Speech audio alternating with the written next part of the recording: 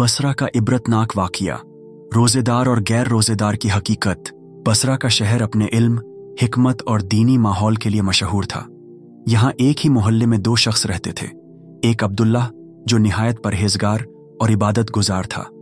वह हमेशा 5 वक्त की नमाज पढ़ता, रमज़ान के रोज़े रखता और गरीबों की मदद करता था। दूसरा शख्स सलमान था, जो गाफिल और लापरवाह था। उसे न नमाज की फिक्र थी न रोज़े की। वह दुनिया के मज़े में मशगूल रहता और दीनी बातों से दूर भागता। रमज़ान का मुक़द्दस महीना आया। मस्जिदों में रौनक बढ़ गई। लोग ज़्यादा से ज़्यादा इबादत करने लगे। हर तरफ अल्लाह की याद, कुरान की तिलावत और तस्बीहों की गूंज थी। अब्दुल्लाह ने इस बार नियत की कि वह पूरे रमज़ान को पहले से भी ज़्यादा इबादत में गुजारेगा। वह रातों को तहज्जुद पढ़ता, कुरान की तिलावत करता और गरीबों को इफ्तार कराता। उसके चेहरे पर रमज़ान की बरकतों की झलक साफ दिखती थी। दूसरी तरफ सलमान ने अपने हालात नहीं बदले। वह रमज़ान में भी वैसा ही गाफिल रहा। वह न नमाज पढ़ता न रोज़े रखता, दिन भर सोता और रात को हराम कामों में लगा रहता। इफ्तार के वक्त का मंजर, रोज़ेदारों के लिए इफ्तार का वक्त बड़ा खुशी का होता है। अब्दुल्लाह हर रोज़ मोहल्ले के गरीब बच्चों और मजबूर लोगों को अपने साथ इफ्तार कराता। उसके पास ज़्यादा माल दौलत नहीं थी, मगर जो भी होता वह गरीबों के साथ बांट लेता। एक दिन जब वह इफ्तार की तैयारियों में मशगूल था तो सलमान उससे मजाक करते हुए बोला, भाई, तुम खुद भी गरीब हो और दूसरों को खिला रहे हो। क्यों अपनी भूख प्यास बढ़ा रहे हो? दुनिया का मजा लो, ये इबादतें तुम्हें क्या देंगी? अब्दुल्लाह ने मुस्कुराते हुए जवाब दिया, सलमान, जो मजा अल्लाह की इबादत और दूसरों की मदद में है वो दुनिया के किसी शौक में नहीं। ये दुनिया तो फानी है, लेकिन आखिरत हमेशा के लिए है। सलमान ने ठंडी आह भरी और अपना रास्ता बदल लिया। अचानक मौत का आना रमज़ान के आखिरी अशरे में एक अजीब वाक़या पेश आया। एक ही रात में दोनों का इंतकाल हो गया। लोगों को जब यह खबर मिली तो वह यह देखकर हैरान रह गए कि परहेजगार रोज़ेदार अब्दुल्लाह की मौत बड़ी तकलीफ में हुई, जबकि गाफिल सलमान की मौत बड़े आराम और सुकून से हुई। लोगों को ताज्जुब हुआ कि यह कैसा इंसाफ है। जो शख्स पूरी जिंदगी अल्लाह की इबादत करता रहा, उसकी मौत तकलीफ में आई, और जो शख्स गुनाहों में लिप्त रहा, उसकी मौत बहुत आराम से हुई।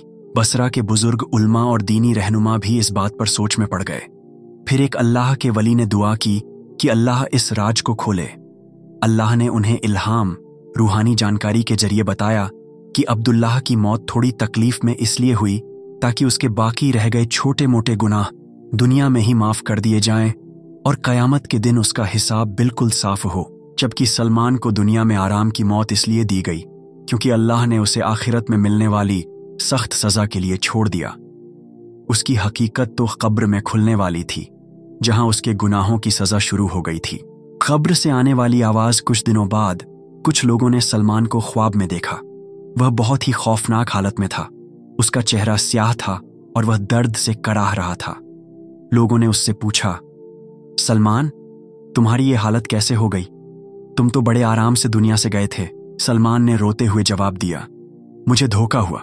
मैंने सोचा था कि मेरी जिंदगी का मजा ही सब कुछ है, लेकिन मौत के बाद ही असली हकीकत सामने आई। जैसे ही मुझे कब्र में उतारा गया, अजाब के फरिश्ते आ गए। मेरे सारे गुनाह मेरे सामने रख दिए गए। अब मुझे लगातार सजा दी जा रही है और कयामत तक ये अजाब खत्म नहीं होगा। यह कहकर वह दर्दनाक आवाज के साथ गायब हो गया। इस वाक़ये से हमें यह सीख मिलती है कि दुनियावी हालात को ही आखिरी हकीकत समझना गलत है। अगर किसी नेक इंसान को मौत में तकलीफ हो तो यह उसके गुनाहों की आखिरी सजा हो सकती है, ताकि कयामत के दिन वह पूरी तरह पाक रहे। और अगर किसी गाफिल इंसान को आराम की मौत मिले तो यह भी हो सकता है कि अल्लाह उसे आखिरत में बहुत बड़ी सजा देने वाला हो। रमज़ान सिर्फ भूखे प्यासे रहने का नाम नहीं, बल्कि तकवा, परहेजगारी हासिल करने का जरिया है।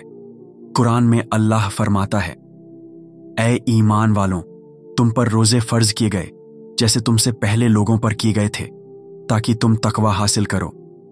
सूरह अल बकरा।